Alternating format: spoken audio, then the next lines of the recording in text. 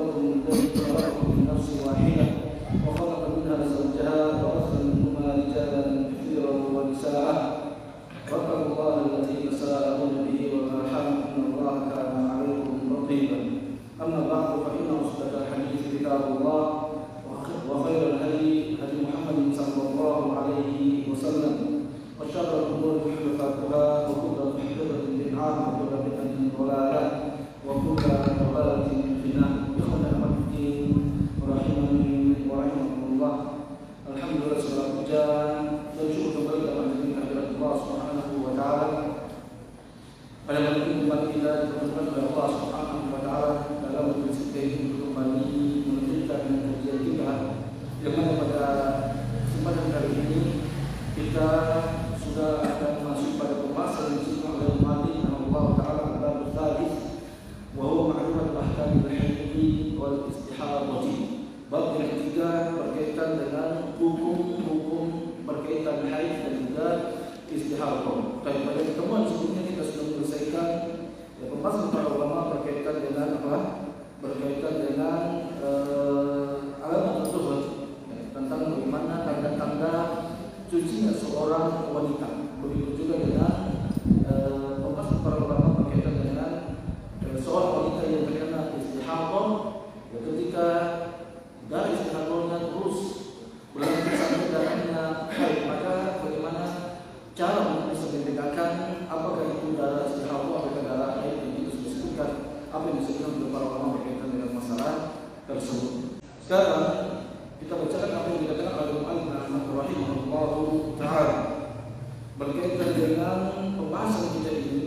Beliau mengatakan wal aslu fi hadzal babi qauluhu ta'ala, berkaitan atau berkaitan dengan bab atau pembahasan kita ini adalah firman Allah Subhanahu wa taala wa yas'alunaka 'anil mahid fa'tazil wa adan fa'tazil nisaa fil mahid. Wahai Muhammad, mereka mempertanyakan kepadamu tentang haid, maka katakanlah kepada mereka fa'tazil nisaa fil mahid, maka jauhlah wanita dalam masa haidnya.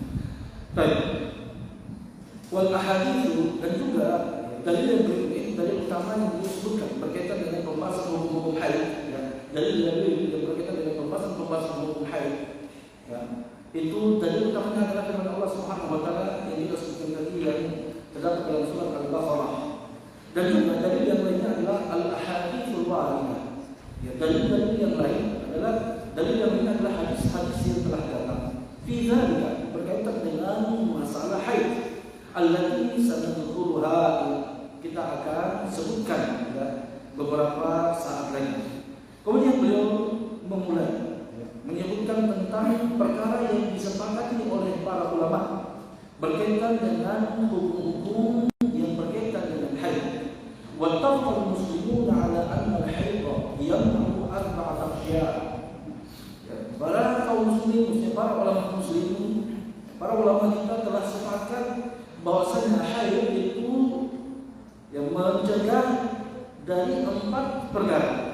Yang pertama adalah fi'lus sholati wa wujubiha, yaitu mentahan seorang wanita untuk melakukan salat dan kewajiban untuk mengkorbannya.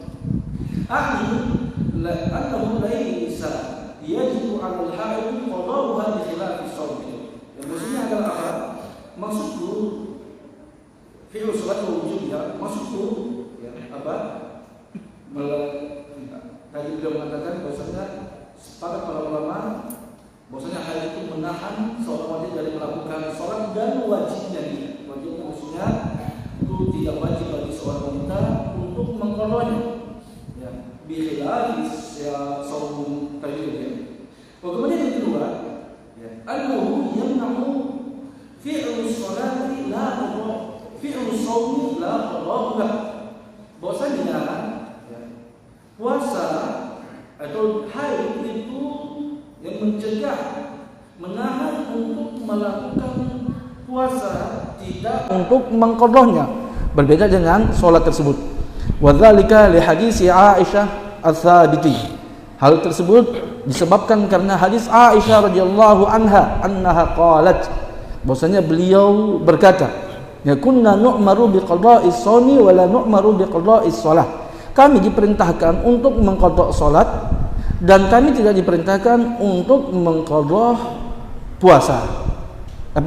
Kami diperintahkan untuk mengqadha puasa dan kami tidak diperintahkan untuk mengqadha salat. Wa inna ma qala biwujubil qada'i 'alaiha ta'ifatun minal khawarij. Dan hanyalah saja yang berkata wajibnya untuk mengqadha salat bagi orang yang haid, itu yang berkata seperti itu adalah suatu kelompok daripada khawarij. Baik, ini kaum muslimin dirahmati Allah Subhanahu wa taala. Ikhwan dan akhwat fiddin, azanallahu wa iyyakum. Jadi, ya, muallif sudah menyebutkan bahwasanya yang disepakati oleh para ulama berkaitan dengan hukum haid seorang wanita.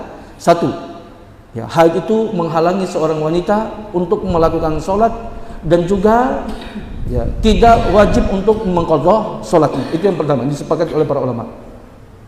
Kemudian yang kedua adalah apa? Bahwasanya haid itu menahan seorang wanita untuk melakukan puasa, tapi tidak menahan dia untuk mengqadha puasanya.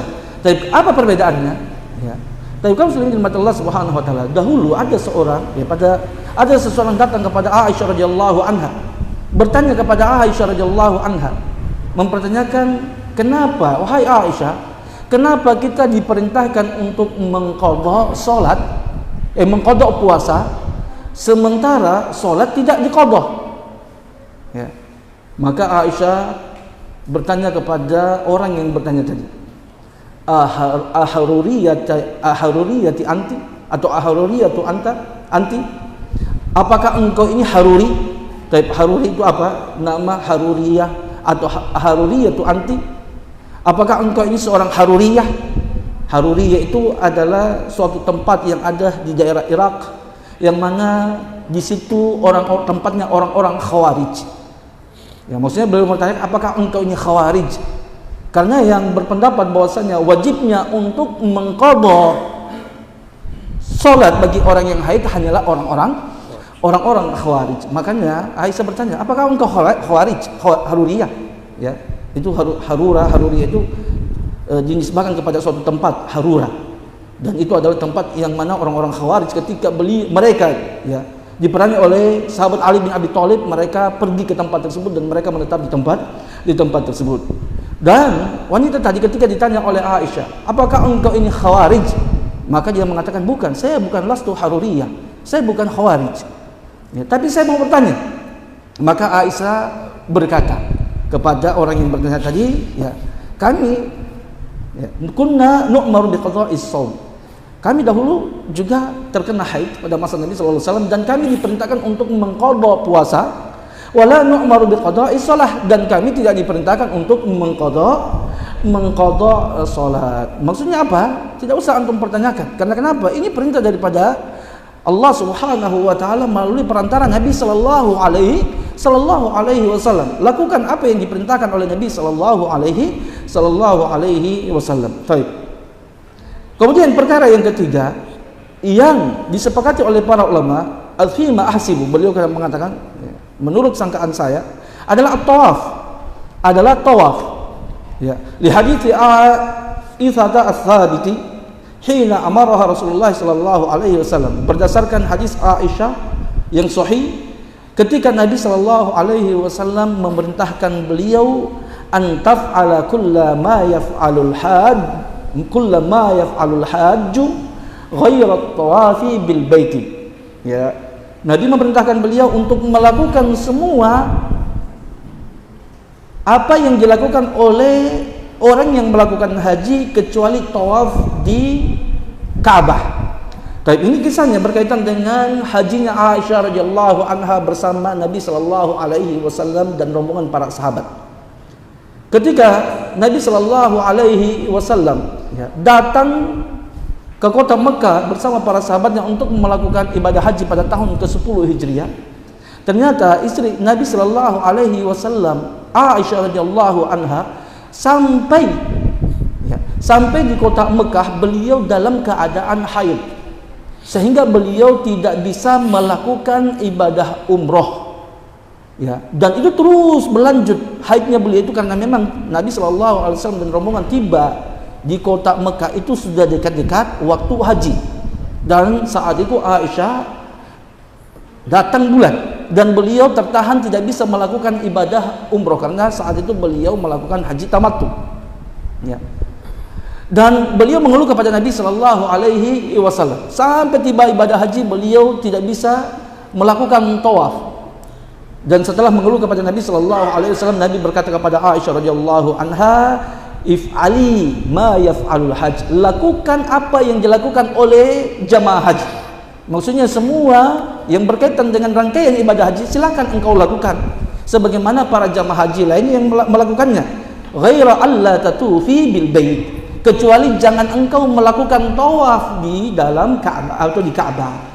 Berarti semua yang berkaitan dengan ritual haji itu boleh dilakukan dalam keadaan haid, yaitu ketika melakukan hari tarwiyah, ketika wukuf di padang Arafah, ketika mabit di Mina, ketika mabit di Musdalifah dan lain-lain sebagainya. Silahkan untuk dilakukan bagi orang-orang yang haid, termaksud Aisyah radhiyallahu anha saat itu, kecuali satu, yaitu apa?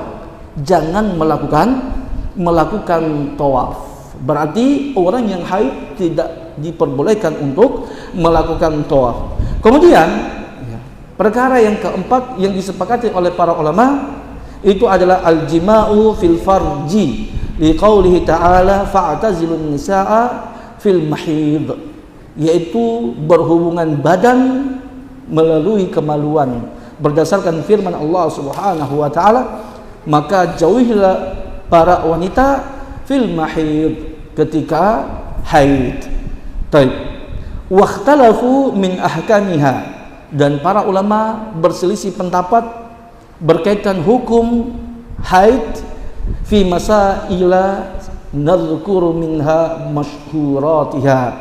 Pada beberapa permasalahan kita akan sebutkan di antaranya masalah-masalah yang masyhur yang disebutkan oleh para ulama, wahiya khamsatun, dan dia adalah 5 perkara atau 5 masalah yang masyhur yang diperselisihkan oleh para ulama berkaitan dengan masalah haid. Baik, silakan baca.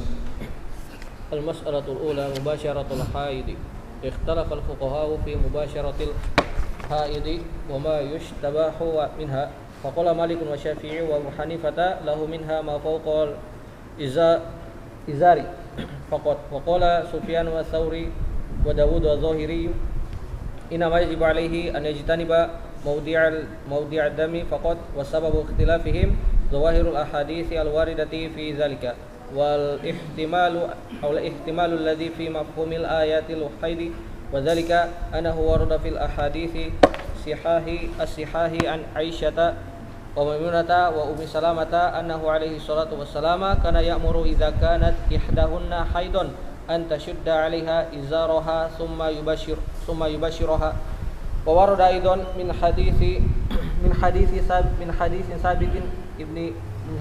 Sabit ibni Qais an Nabi sallallahu alaihi wasallam annahu qala isna'u kulla syai'in bil haidi illa nikaha. Wa dzakara Abu Dawud an Aisyah anna Rasulullah sallallahu alaihi wasallam qala laha wa hiya haidun ikshifi an fakhidhiki qalat fakashaftu fawada'a khudhahu wa sadrahu ala fakhidhi wa hanaitu alayhi hatta dafi'a wa kana qad awja'ahu al-bardu. Wa amal ihtimalu alladhi fi ayatil haidi wa huwa taraddudul qawlihi ta'ala qul huwa adhan fa'tazilun nisaa fil mahidi al-baqarah baina an yuhmalu ala umumihi illa ma khassasahu dalilu aw an yakuna min babil ammi urida bihil khassu bidalili qawlihi ta'ala qul huwa adhan wal adha innama yakunu fi mawdi dami faman kana al mafhumu minhu indahu al umuma ani annahu idza kana al wajibu indahu an yuhmala hadzal qawlu ala umumihi hatta yukhassisuhu ad-dalilu istathna min dzalika ma fawqal izari bi sunnati idil mashhuru idil masyhuru jawazu takhsisil kitabi bisunnati 'inda usuliyyin. Wa man kana 'indahu min babil 'ami uridu bihil khassu rajjaha hadzal ayata 'ala atharil mani'ati mimma tahtal izari wa qawa dzalika 'indahu bil atharil mu'aradati li atharil mani'ati mimma tahtal izari.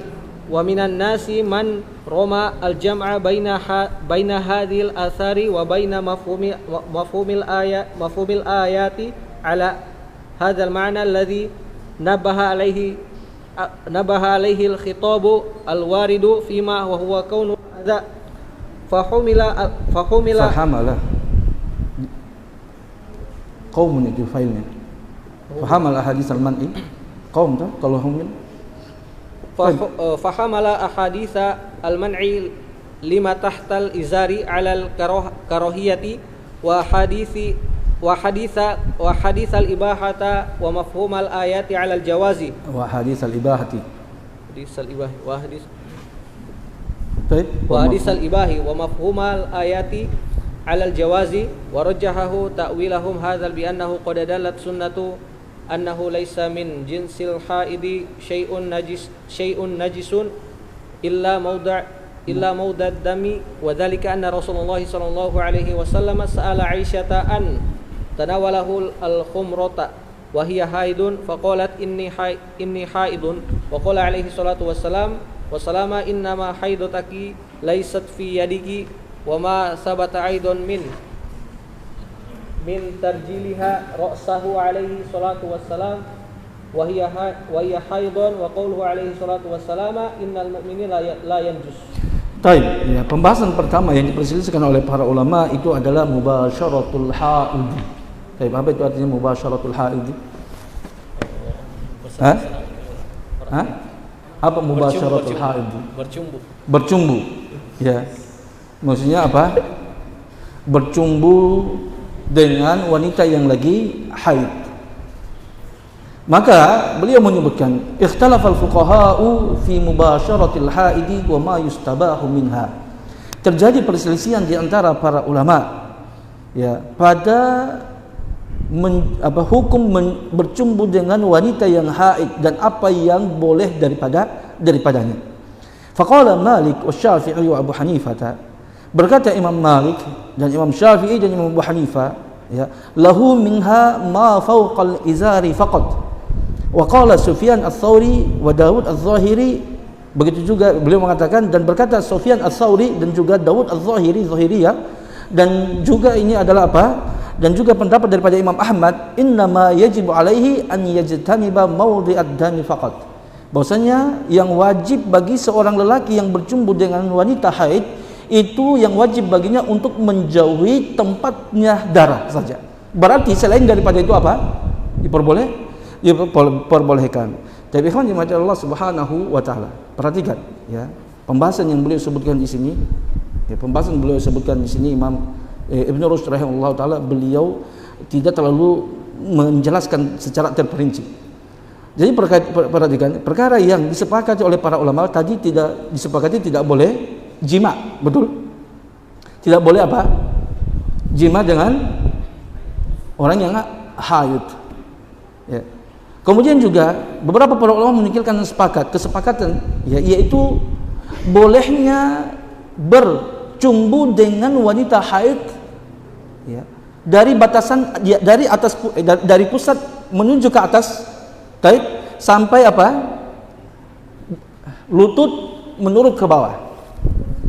Maksudnya antum paham ya? Yang disepakati oleh para ulama apa? Bahwasanya boleh bercumbu bagi seorang laki-laki dengan wanita yang lagi haid itu di daerah antara pusat ya. Apa yang benar? Pusat atau pusar? Pusar kan? Dari pusar naik ke atas, bagian atas. Taib.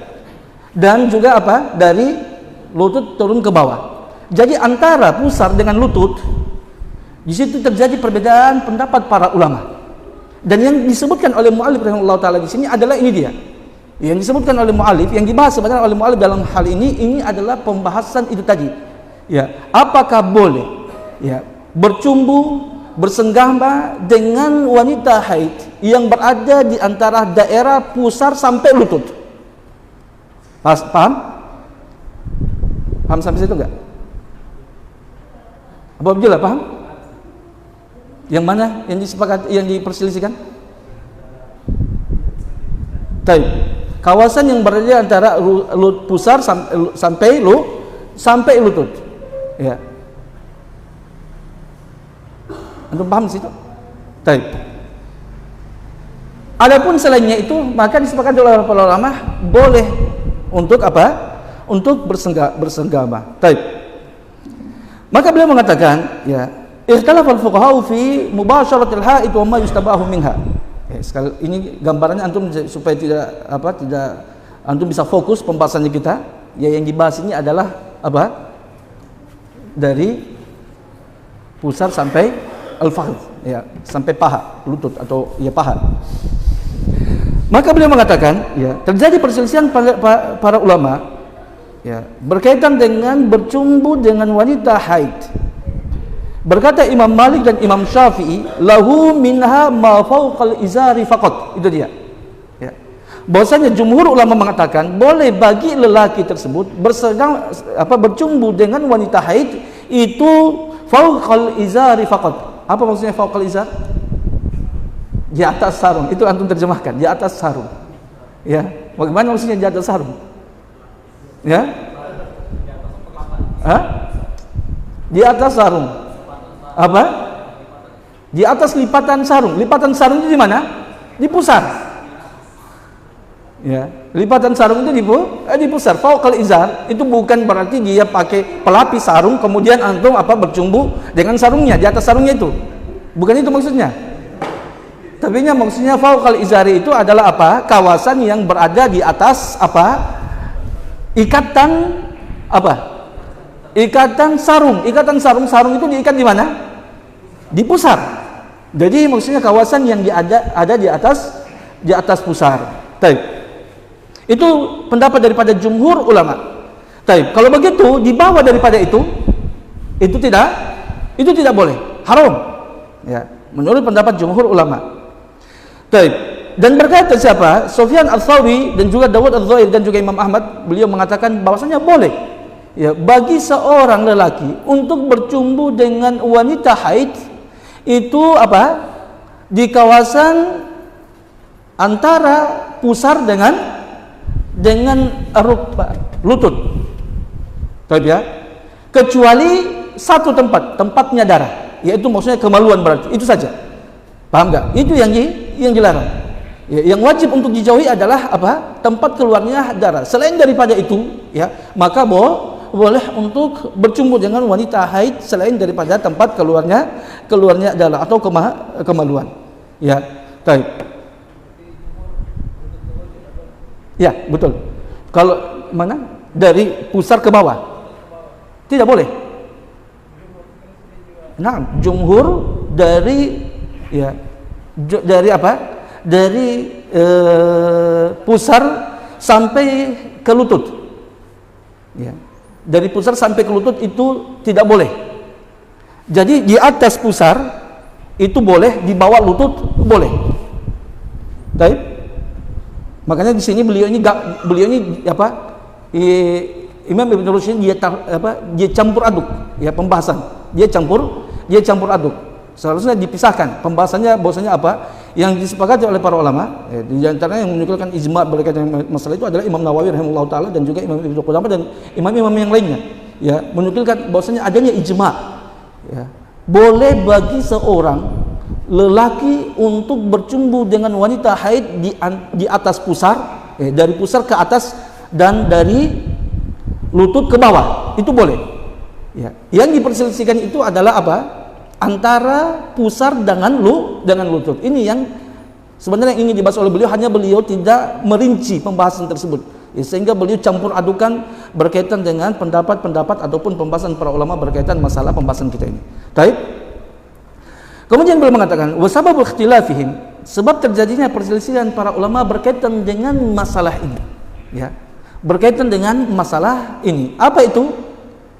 Ya, zawahirul ahaditsil waridati fi dzalika, wal ihtimalul ladzi fi mafhumi ayatil haid, yaitu zahir-zahir hadis yang datang berkaitan dengan masalah tersebut. Ya, adanya apa? Adanya saling kontradiktif hadis zahir-zahir hadis tersebut, dan juga adanya ihtimal yang dipahami daripada ayatul haid, ayat berkaitan dengan haid. Wadzalika, ya, demikian itu annahu warada fil ahadits sihah, telah datang pada hadis-hadis yang sahih an Aisyah, dari istri Nabi Aisyah, Maimunah dan Ummu Salamah, annahu alaihi salatu wassalam kana ya'muru idza kanat ihdahunna haidan an tashudda 'alaiha izaraha thumma yubashiraha.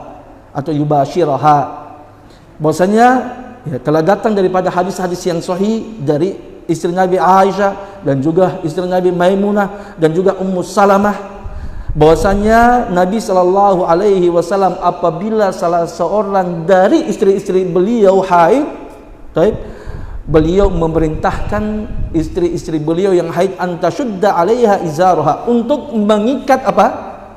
Untuk mengencangkan sarungnya. Ya, untuk mengencangkan sarungnya.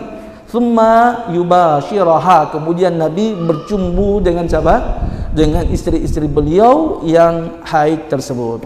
Baik, itu satu hadis ya, yang datang berkaitan dengan perbuatan Nabi sallallahu alaihi wasallam.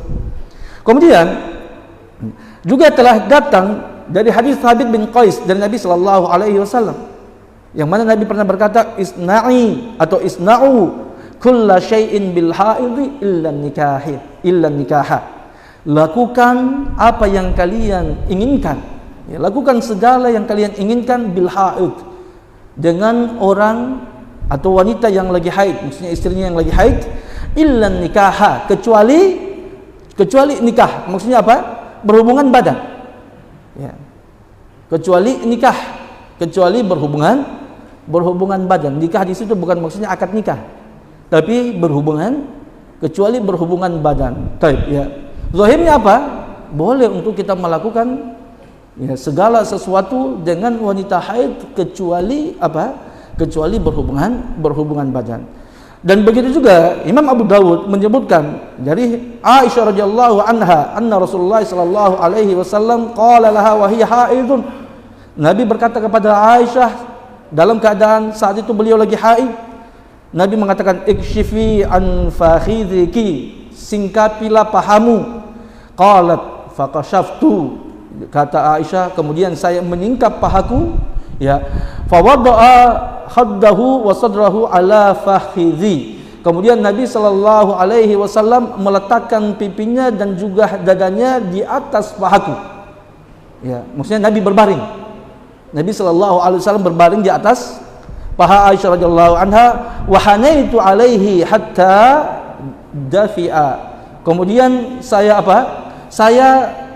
hanaitu, biasanya kalau antum biasanya baring-baring tidur ya di paha pasangan antum, kemudian dia menunduk, dia menunduk begitu, ya, seperti dia mau rangkul, itu fahana itu dia merendah gitu, dia menunduk, ya. Kemudian kata Aisyah, fahana itu, kemudian saya menunduk, ya, hatta dafi'a, sampai Nabi sallallahu alaihi wasallam merasa, karena Nabi saat itu lagi sakit, ya, sampai Nabi sallallahu alaihi wasallam hatta dafi'a, sampai penyakitnya itu hilang, ya. Wa kana qad auja'ahu al-bardu, dan sebelumnya Nabi sallallahu alaihi wasallam itu sakit karena kedinginan.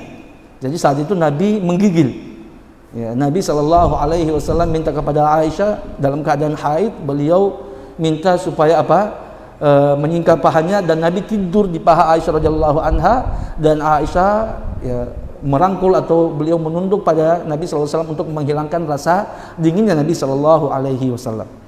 Kemudian itu dalil-dalil yang datang berkaitan dengan perbuatan Nabi sallallahu alaihi wasallam dengan istri beliau yang lagi haid. Kemudian adapun ihtimal allazi fi ayatil haid, adapun ya adanya ihtimal, kemungkinan yang ada pada ayat haid, apa itu?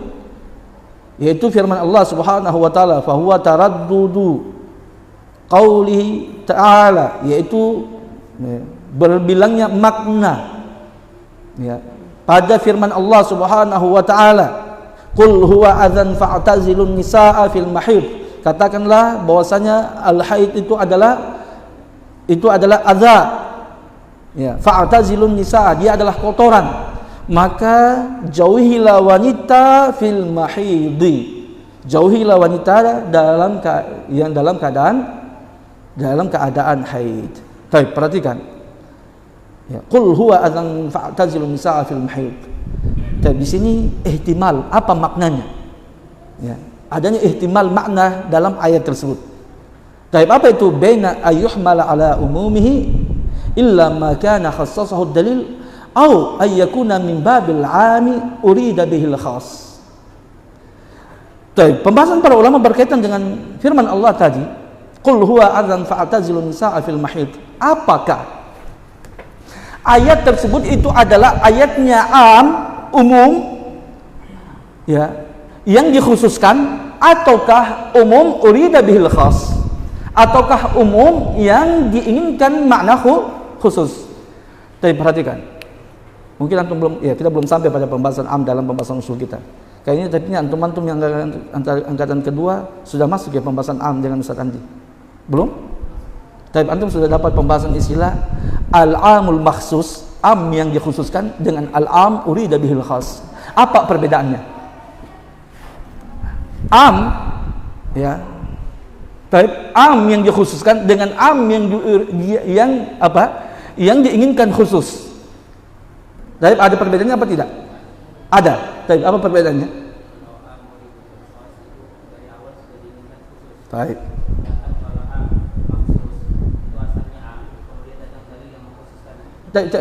Coba antum ulangi tadi. Tadi ulangi dari awal. Baik. Baik. Iya.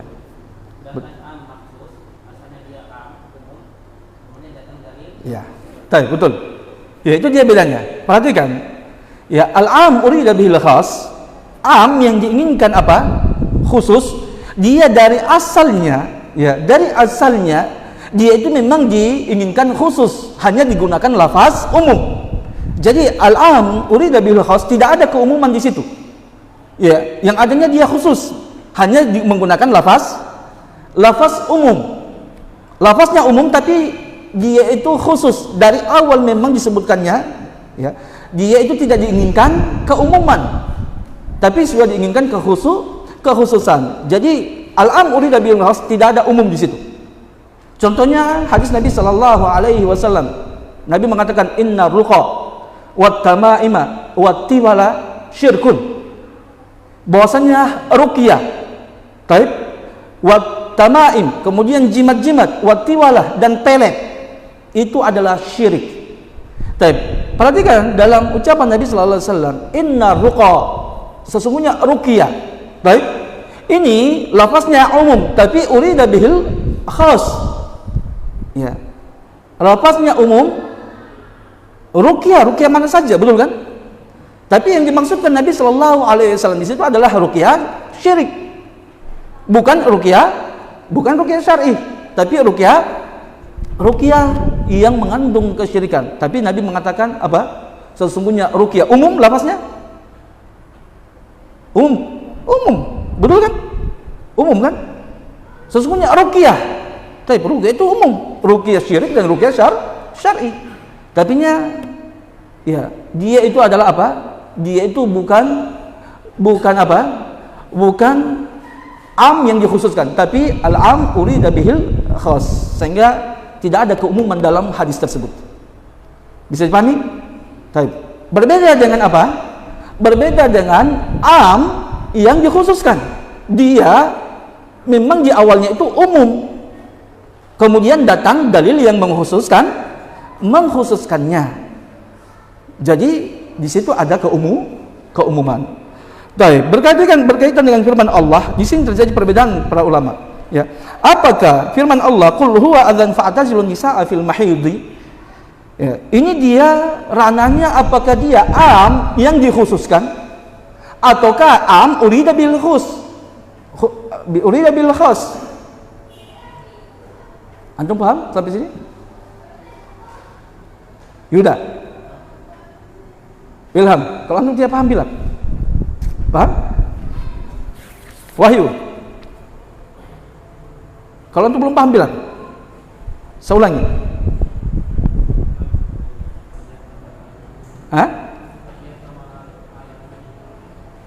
Baina an yuhmala ala umumihi illa ma khassasahu dalil.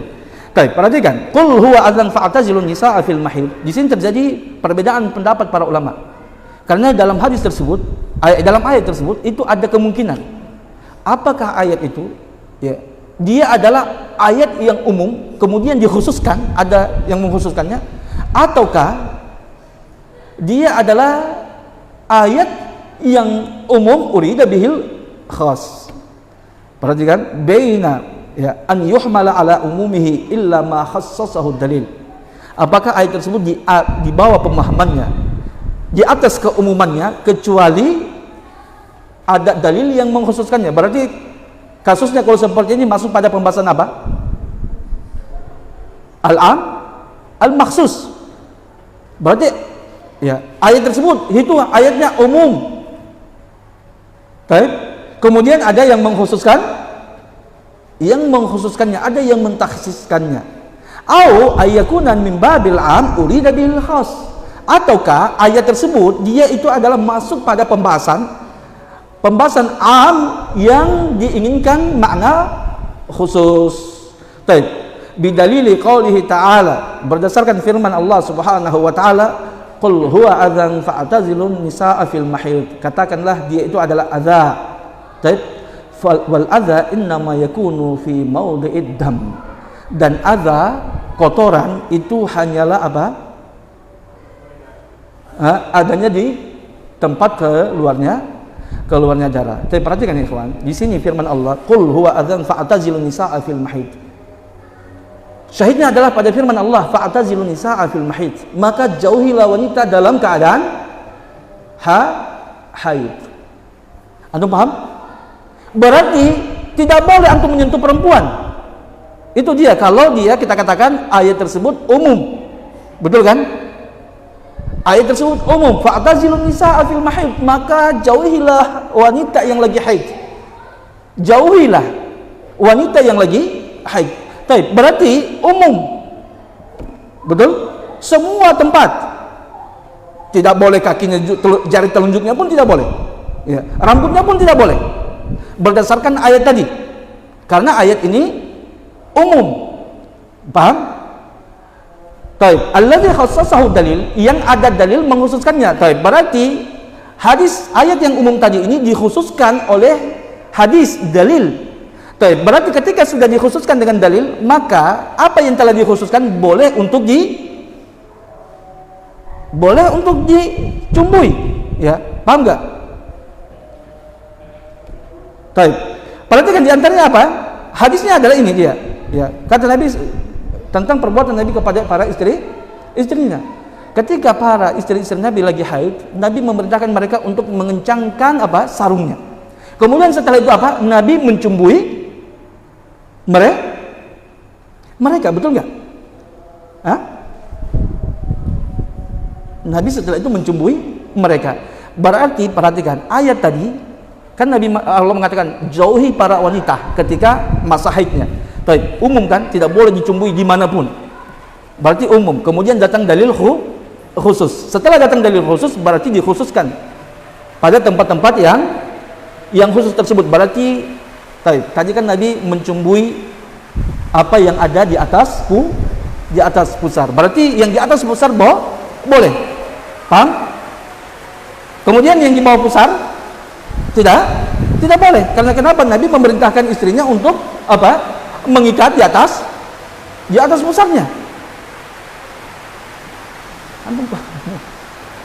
Hadir, antum paham?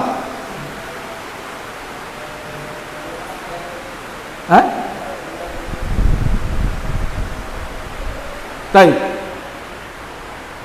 Antum paham? Abu Abdillah paham? Junah paham? Paham ya? Baik. Abu Maryam, antum sudah paham? Alif. Baik, akhirnya apa yang antum belum paham?